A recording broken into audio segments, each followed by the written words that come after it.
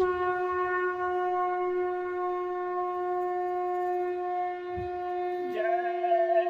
गुरुदेव। जय गुरुदेव।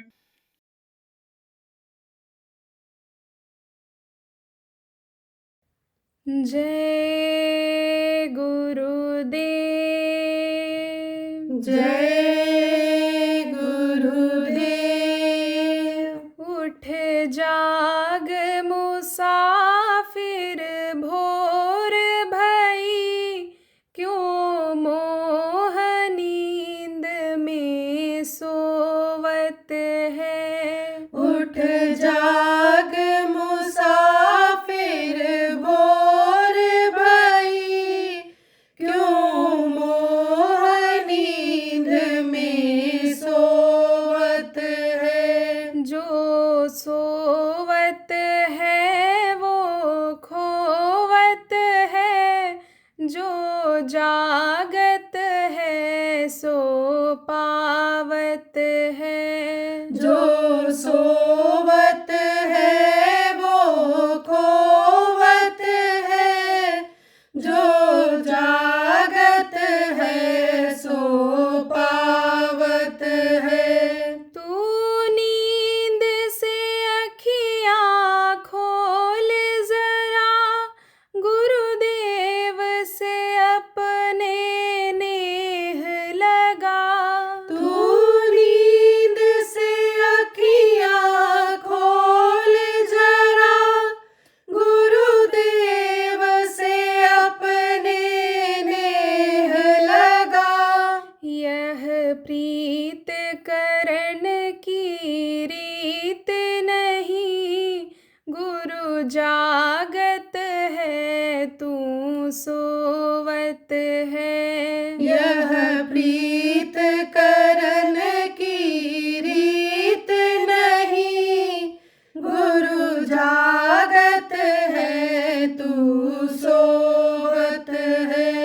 अनमोल मिला यह तन गिन कर, श्वासों की पूंजी पाई है। अनमोल मिला यह तन गिन कर, श्वासों की पूंजी पाई है। इसमें कुछ कार्य करो अपना, तू व्यर्थ समय क्यों खोवत है।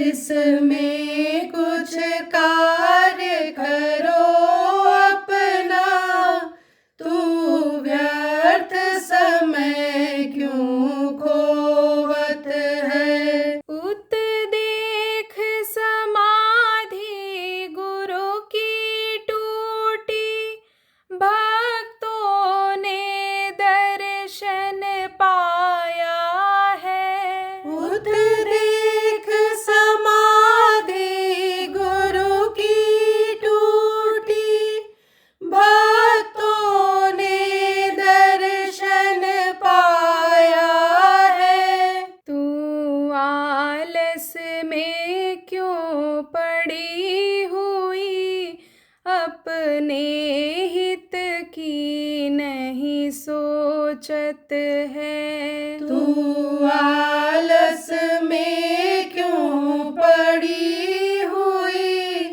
अपने हित की नहीं सोचत है। बालापन तरुण अवस्थाएं, तू गफलत में बर्बाद किया।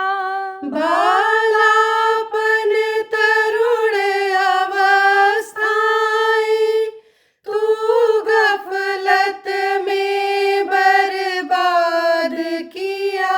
सुध आज नहीं यदि करता है, तो नाव तुम्हारी डूबत है।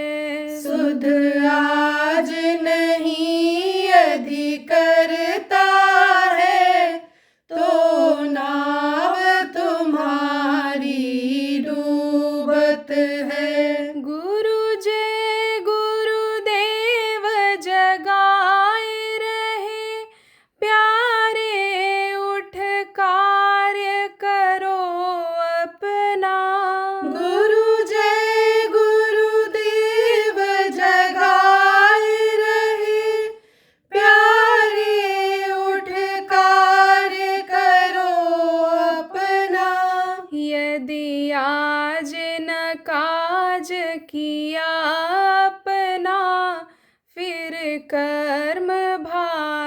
सिर ढोवत है।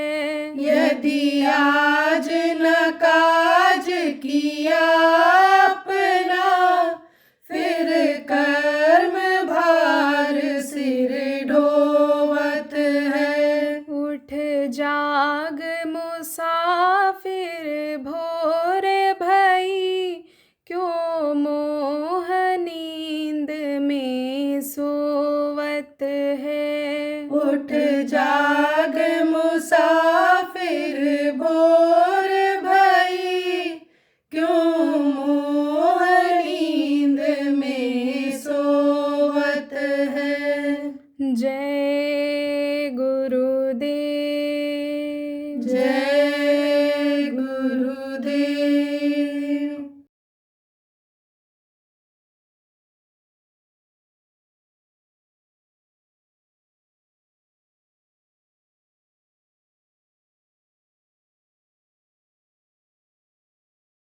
इस धरती पर देखो, हमेशा महापुरुषों का आना होता रहा है।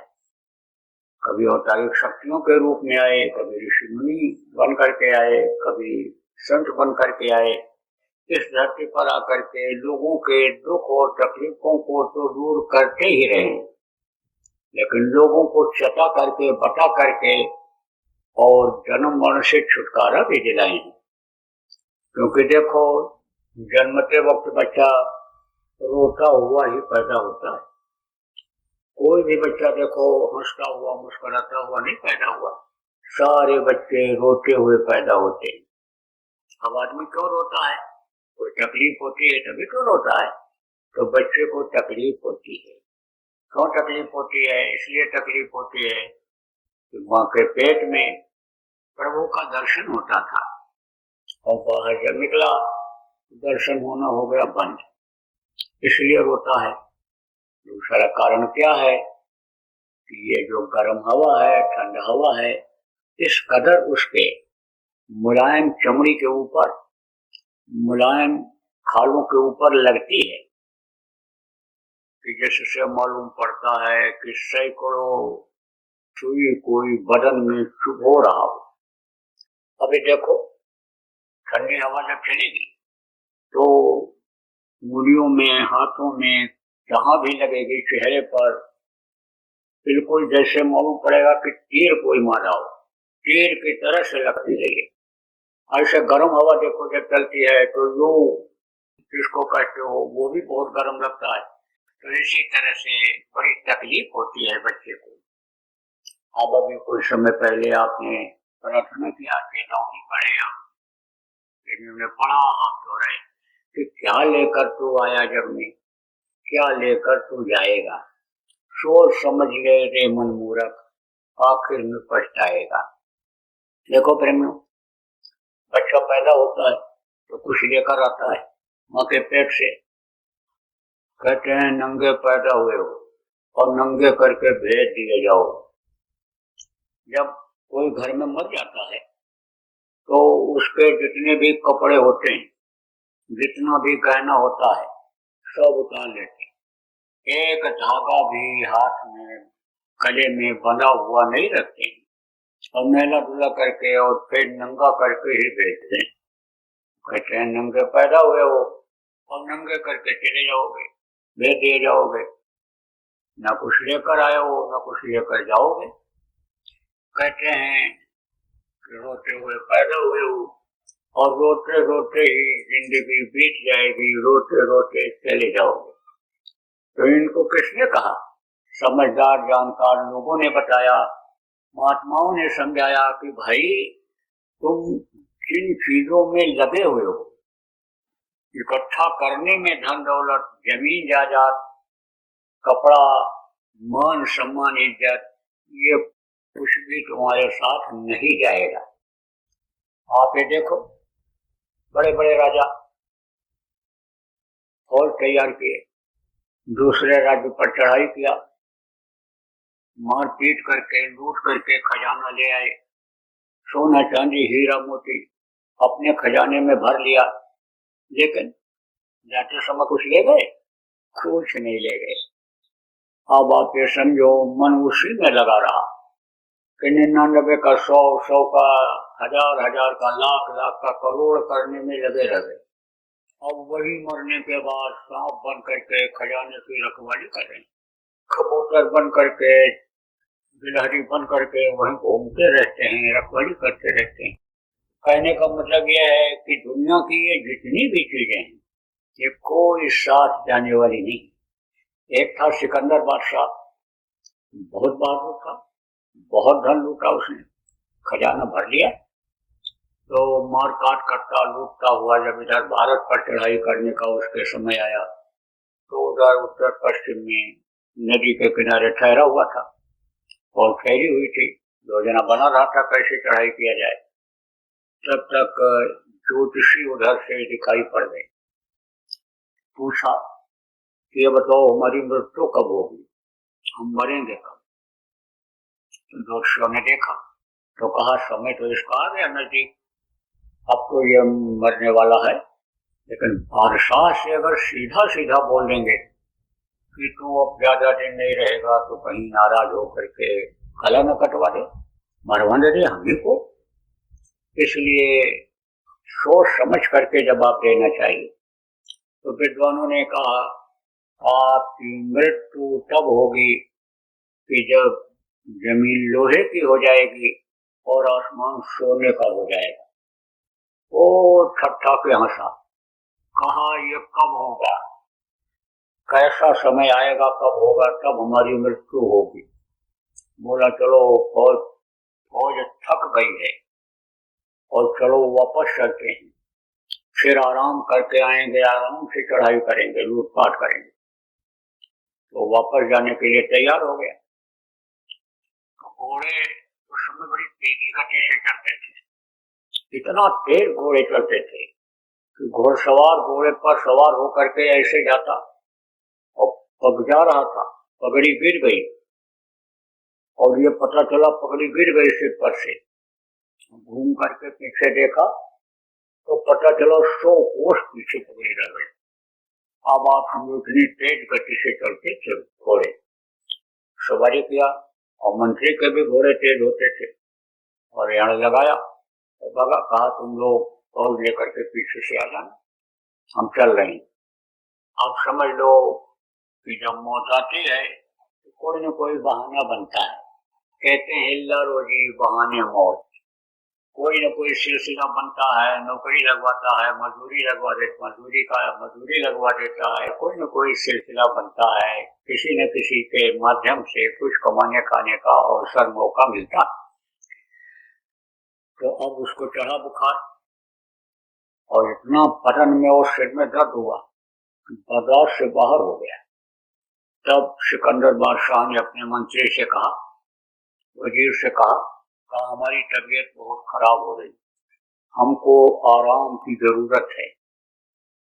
आप यहाँ पर आराम मिलेगा नहीं, क्योंकि वो रेगिस्तान से जा रहा था इधर, तो रेगिस्तान में तो बालू ही बालू रहती है, ऊपर से सूरज चमकता है, सूरज की गर्मी रहती है, सूरज की गर्मी से नीचे बालू गर्म हो जाता है, बड़ी गर्मी, और वहां पर पेड़ तो होते नहीं है। तो कहा उसने, वजीर ने कहा कि चलो कहीं छाया मिलेगी, वहां पर आपको आराम करा देंगे। कोई दूर गया, बोला अब हम नहीं आगे बढ़ सकते हैं, हमारी तबीयत बेहद खराब हो रही है, हमको आराम की जरूरत है, जल्दी से तुम आराम करो। फट से वो ढाल और तलवार फेंका और कहा जल्दी करो, अब हमको आराम कराओ। मंत्री और राजा उस समय लड़ाई के समय पर, फौज के लोग उस समय लड़ाई के समय पर लोहे की कोट पहनते थे कि जिससे तीर तलवार उसमें अंदर न जाने पाओ, जिसको बख्तर बंद कहते थे, जिसको कुछ लोग कवच भी कहते हैं। तो पहने हुए था लोहे का कोट, मंत्री जो था वजीर उनका, वही बिछा दिया और कहा इसी पर आप लेट जाइए। अब सूरज की रोशनी जब चेहरे के ऊपर पड़ी और आंख उसकी टिमटिमाई, तब मंत्री ने कहा भाई अब छाया किया जाए, कम से कम चेहरे पर तो छाया हो जाए। तो वहीं पर वो ढाल पड़ी हुई थी, ढाल किसको कहते हैं? जिससे तलवार को रोका जाता है। म्यान अलग होती है, जिसके अंदर तलवार रखी जाती है, और ढाल होती है, तलवार को रोका जाता है। तो ऐसे बड़ा सा होता है, उसी को उठा करके वजीर ने ऐसे आंखों के सामने लगा दिया कि जैसे सूरज की रोशनी चेहरे के ऊपर, आंख के ऊपर न पड़े। हम उसने जब आंख खोला तो देखा, अरे ये तो आसमान सोने का हो गया। तो विद्वान की बात याद आ गई उसको, ऐसा तो नहीं कहीं हमारी मौत आ गई हो। अब देखा आसमान सोने का दिखा, ऐसे हाथ से टटोला तो वो लोहा लगा, लोहे की कोट। बोला, अरे अब तो लगता है हमारी मौत आ गई। तब तक उधर से हकीम लोग आ गए और भी आ गए वहां। तो हकीम को नब्ज दिखाया, ऐसे कहा देखो। उन्होंने कहा नब्ज तो बहुत कमजोर हो गई। तब बादशाह बोला, अब हमको तुम बचा लो, कैसे भी बचा लो, आधा राज्य दे दूंगा बचा लोगे तो। एक बार मुझे मेरे वतन पर पहुंचा दो, मैं अपनी माँ से रोटी मांग करके खा लूं, मेरी आखिरी इच्छा ये हकीम जी पूरी कर दो। लेकिन उन्होंने कहा नामुमकिन, नहीं हो सकता है। अब तो आपका ये शरीर का सिस्टम बंद होने वाला है। देखो जैसे मशीन होती है, मशीन रुक जाती है, चलते चलते मशीन रुक जाती है, ऐसे ही इसमें मशीनें सब फिट हैं, अंदर में सब मशीनें फिट हैं, अंदर में सब माने समझो कि अंग हैं, जिसको लीवर कहते हैं, हार्ट कहते हैं, किडनी कहते हैं, जिसको अन्य जो नामों से पुकारते हैं, ये सब मशीन की तरह से है ये। तो उसने सोचा, कहा तो लगता है कि ये हम बच नहीं पाएंगे। किसने कहा? सिकंदर बादशाह ने कहा बच नहीं पाएंगे। फिर कहा हकीम साहब एक बार कोशिश करो, एक बार कोशिश करो, एक बार हमको बचा लो, पूरा राज्य दे दूंगा आपको। तो कहा कि अब तो नामुमकिन है, हो नहीं सकता है। तब सिकंदर बादशाह बोला, कहा कि जब मेरा जनाजा निकले, मेरी अर्थी निकले, तब मेरे दोनों हाथ बाहर ऐसे निकाल देना और लोगों से कहना, देखो ये वो सिकंदर बादशाह जा रहा है कि जो पूरी दुनिया को जीता, विश्व विजेता कहलाया। ये हीरा मोती जवाहरात, धन दौलत, हाथी घोड़े, फौज फाटे, इतना बड़ा परिवार सब छोड़ करके अकेले जा रहा है और मुट्ठी बांध करके पैदा हुआ था, अब ये खाली हाथ जा रहा है। दुनिया वाले देखो, तुम नसीहत लो, सीख लो, एक दिन तुमको भी ऐसे हाथ फैला करके चला जाना पड़ेगा। प्रेमियों, यही चीज इस वक्त पर याद करने की जरूरत है। जो ही चीज याद कर लो आप आज के दिन, तो भी आपका काम बन जाएगा। जिस चीज को याद करना है उस चीज को आज लोग भूल रहे हैं। क्या याद करना चाहिए? मौत याद करना चाहिए। मौत सबकी आनी है और प्रभु को याद करना चाहिए। ये दो चीजें सत्य हैं। बाकी कहा जगत सब सपना है, यह स्वप्नवत है संसार दुनिया। देखो प्रेमियों, रात को सपना देखते हो, लेकिन रात में कोई राजा बन गया, कोई सेठ साहूकार बन गया, कोई महल में सोया हुआ है, लेकिन सुबह जब वहां खुलती है तो यही झोपड़ी और वही गुदड़ी दिखाई पड़ती है। तो सपना कहीं सत्य होता है? नहीं सत्य होता। तो यह सपना की तरह से है, यह परिवर्तनशील है, यहाँ बदलाव होता रहता है। देखो इस वक्त पर दिन है, ऐसे देखते देखते शाम हो जाएगी और शाम होने के बाद रात को अंधेरा हो जाएगा और रात को भी ऐसे बैठे रहो, देखते रहो। देखते देखते जो तारे हैं ये सब छिप जाएंगे और फिर सवेरा हो जाएगा। तो यह रोज की गति है, यह रोज का हाल है आदमी का। लेकिन आपको ये समझने की जरूरत है कि यह दिन और रात जो आते हैं ये क्या चेतावनी देते हैं, ये क्या बताते हैं कि तुम्हारी उम्र एक एक दिन खत्म होती चली जा रही है और एक समय ऐसा आएगा कि जैसे घड़ी जब 12 बजाती है तो दो सुइयां घड़ी में जो होती हैं दोनों एक जगह जब पहुंचती हैं तो वो हाथ जोड़ देती हैं कि अब 12 बज गया, अब हम आगे नहीं बढ़ेंगे। ऐसे ही ये जीवन एक दिन हाथ जोड़ देता है कि अब आगे कुछ नहीं, अब तो इस शरीर को तुमको खाली करना ही पड़ेगा, क्योंकि ये मृत्युलोक है। मृत्युलोक का ये नियम है कि जो पेड़ फलता है वो झड़ता है, जो आग जलती है वो बुझती है, जो पैदा होता है वो मरता है। तो मौत को हमेशा सामने रखना चाहिए। देखो एक समय ऐसा था कि बाप के सामने लड़का अगर मर जाए तो राजा से पूछताछ हो जाती थी कि तुम्हारे राज्य में बाप बैठा है, लड़का कैसे खत्म हो गया। लेकिन इस समय पर किसी के जीवन का कोई भरोसा नहीं है।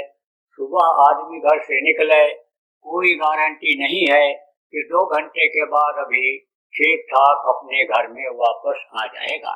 इसलिए आपको समझने की जरूरत है प्रेमियों कि आपको अपनी मौत को याद रखना है, पता नहीं कब आंख बंद हो जाए। अब आप ये सोचो कि क्या आप खाने पीने और मौज मस्ती के लिए ही इस दुनिया संसार में मनुष्य शरीर में आए हो? और यही काम तो जानवर भी करते हैं, खाते हैं, बच्चा पैदा करते हैं, दुनिया संसार से चले जाते हैं। यही काम तो वो लोग भी करते हैं। तो वही काम अगर आप करते रहो तो आप में और उनमें अंतर क्या रहेगा? आपको मनुष्य को देव दुर्लभ शरीर वाला कैसे माना जाएगा? देवता जिस शरीर के लिए 24 घंटे तरसते हैं वो शरीर आपको मिला हुआ है, देव दुर्लभ शरीर मिला हुआ है। 8 जन्म जब भटका खाया तब यह नर्तन दुर्लभ पाया, करोड़ों जन्मों में भटकने के बाद यह मनुष्य शरीर आपको मिला है। तो गांव के सीधे साधे लोग आपको सरल भाषा में मैं बताऊंगा कि देखो प्रेमियों, यह मनुष्य शरीर जो आपको मिला है ये दोबारा फिर जल्दी मिलने वाला नहीं है। कहा ना, 8 जन्म जब भटका खाया। जन्म किसको कहते हैं? माँ के पेट से बाहर निकलना जन्म होता है, और मरना होता है जब किसी भी का शरीर हो, चाहे कीड़ा मकोड़ा का हो, चाहे सांप गोजर बिच्छू का हो, हाथी घोड़ा ऊंट का हो, और उससे जब जीवात्मा निकलती है तो मरना हो जाता है। 84 लाख योनियां उसने बना रखी हैं और उन्हीं योनियों में सजा भोगने के लिए जाना पड़ता है। तो आप ये समझो कि बहुत योनियों में भटकने के बाद गाय और बैल की योनि मिलती है और उसके बाद फिर ये मनुष्य शरीर मिलता है। ये दोबारा जल्दी मिलने वाला नहीं है। तो मोटे बात आप ये समझो कि ये जो मनुष्य शरीर आपको मिला है ये खाने पीने और मौज मस्ती के लिए ही नहीं मिला है। आप समझो ये भगवान की प्राप्ति के लिए मिला है। इसको साधना का घर बताया गया, यह असरपुर मुखलकात बताया गया, देव नारायणी शरीर इसको कहा गया। असरपुर मुखलात किसको कहते हैं? धरती का सरताज जिसको कहते हो, ये है वो फकीरों ने इसको कहा। जो स्पिरिचुअल मास्टर जिनको कहा जाता है वो आए, उन्होंने टेम्पल ऑफ लिविंग गॉड इसको कहा। इसी में परमात्मा निवास करता है, इसी में खुदा रहता है, खुदा का तख्त इसी में है और इसी में उसका दीदार होता है। इसी में उसकी जो रूहानी आवाज है, जो अन्य समझो गैबी आवाज है, वाणी उसको कहते हो, इसी मनुष्य शरीर में सुनाई पड़ता है। और सुना न होता कैसे लोग कहते? देखो कबीर साहब ने कहा कि जो तिल माही तेल है, जो चकमक में आग, तेरा साईं तुझ में जान सके सो जान। चकमक में आग रहती है, बाहर से नहीं दिखती है, जब रात को हटाओ तब वो चिंगारी दिखाई पड़ती है। तिल के अंदर क्या होता है? तिल के अंदर तेल होता है, बहुत ज्यादा तेल निकलता है, 700 से ज्यादा तिल में तेल निकलता है, लेकिन बाहर से नहीं दिखाई पड़ता है। जब उसको पेड़ो तब दिखाई पड़ता है। जैसे आप देखो कि दूध में घी होता है लेकिन दिखाई नहीं पड़ता है। जब दूध को जमा देते हैं गर्म करके और फिर उसमें आए समझो उसको भिगोते हैं, उसको मसलते हैं, तब घी निकलता है। ऐसे ही समझने की जरूरत है प्रेमियों कि इसी तरह से वो प्रभु इसी मनुष्य शरीर के अंदर भी है। फकीरों ने भी यही कहा कि अल्लाह अल्लाह का मजा मुर्शिद के महखाने में है। दोनों आलम की हकीकत एक पैमाने में है। ना खुदा मंदिर में देखा, ना खुदा मस्जिद में है। और शेख जी रंडो से पूछो दिल के आशन आज तक जिसको मिला किसी मनुष्य शरीर में मिला। ये हमारे गुरु महाराज जिनकी तस्वीर लगी हुई ये बराबर कहते रहे कि भगवान जिसको भी मिला मनुष्य शरीर में ही मिला। मनुष्य शरीर छोड़ने के बाद न तो भगवान किसी को मिला है और न मिलेगा। यहाँ तक कि कभी कभी कहा कि स्वप्न में भी भगवान नहीं मिलेगा, मिलेगा तो इसी मनुष्य शरीर में मिलेगा। कहा ना मुझको कहाँ ढूंढो बंदे, मैं तो तेरे पास हूँ। सवाल यह है कि जब कोई युक्ति बताने वाला मिले, जब कोई रास्ता बताने वाला मिले तभी तो। अरे भाई कहा गया कि कर्म करना पड़ता है। कर्म प्रधान विश्व रचना का कहा जो जस 310 फल चाखा और सकल पदार्थ है जग माही और कर्म नहीं पावत नहीं। कर्म नहीं करोगे तो कैसे मिलेगा। तो रास्ता बताने वाला मिल जाए और कर्म किया जाए, उससे मिलने की इच्छा पैदा की जाए तो प्रभु का दर्शन आसान है। चावल आटा का मिलना इस समय पर कठिन है, लेकिन भगवान का मिलना आसान है। इन चीजों को पाने के लिए, दुनिया की चीजों को पाने के लिए, धन दौलत को पाने के लिए, अनाज फल फूल को पाने के लिए शरीर से मेहनत करनी पड़ती है। और भगवान के प्राप्ति के लिए कोई दौड़ धूप नहीं करना पड़ता है। उपाय मिल जाए अगर आपको उनसे मिलने का, जानकारी हो जाए अगर आपको उनसे मिलने का, तो घर में बैठ करके और प्रभु का दर्शन कर सकते हो। खुदा का दीदार इसी जिस्मानी मस्जिद में कर सकते हो।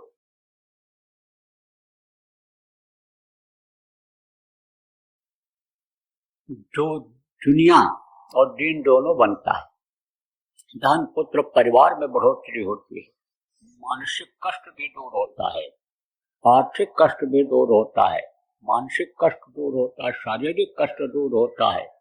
इन्हीं में मिल जाएंगे आपको। बीमारियां रहती थी और निकल पड़े। बीमारी जिस कर्म के कारण पैदा किया था उस कर्म को काटने के लिए प्रचार प्रसार में निकल पड़े, स्वस्थ होकर के आ गए। पिचके हुए गाल थे, भरे हुए गाल आए। घर में कोई दिक्कत नहीं। बच्चे कहते हैं पिताजी प्रचार ही करो। औरत भी खुश हो गई, अरे स्वस्थ रहे चाहे जहाँ रहे, काम तो ये सब चल रहा है, काम कोई रोकने वाला है। अनुभव करके देख लो आप। गुरु महाराज छोड़ करके गए काम आपके लिए क्या कि लोगों को शाकाहारी बनाओ, नशा मुक्त बनाओ, सतयुग देखने के लायक बनाओ, लोगों को समझाओ और बताओ कि युग परिवर्तन जब जब होता है बहुत लोग मरते हैं। त्रेता में बहुत मरे, द्वापर में बहुत मरे, तो कलयुग जाएगा तो छोड़ेगा नहीं, छोड़ेगा तो समझाओ लोगों तो काम मिल जाता है। ये भजन है, ध्यान है, इसमें जल्दी मन नहीं लगेगा तो इस काम में लगना रहेगा। जय गुरुदेव। सरकारी व गैर सरकारी अनुदान के लिए बिना सत्संगियों के सहयोग द्वारा जनहित के कार्यों में लगी हुई बाबा जय गुरुदेव धर्म विकास संस्था का मुख्यालय पिंगलेश्वर रेलवे स्टेशन के सामने मक्सी रोड, उज्जैन, मध्य प्रदेश में है।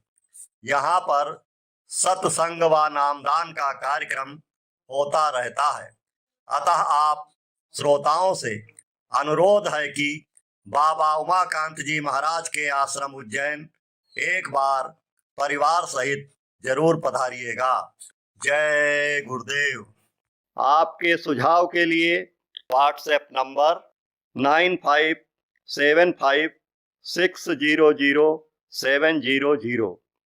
जय गुरुदेव, जय गुरुदेव।